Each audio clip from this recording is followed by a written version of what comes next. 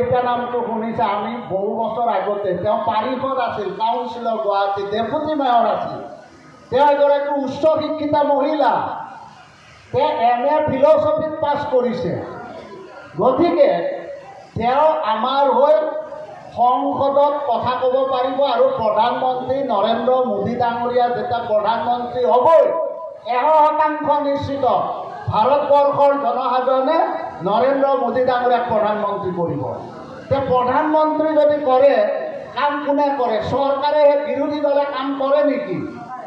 হা, ফুচফুচনি বেছি ধুৰা সাপৰ দৰে। আপোনালোকক মীৰা বৰঠাকুৰ আহিব, বহুত কথা ক'ব, কিন্তু তেওঁ একো কৰিব নোৱাৰে। জিকাটোতো দূৰৰে কথা। আমি জানো, মই গোটেই 10টা সমষ্টি কৰিছোঁ লোকসভা, আমাৰ গুৱাহাটী বাদেই দিছোঁ।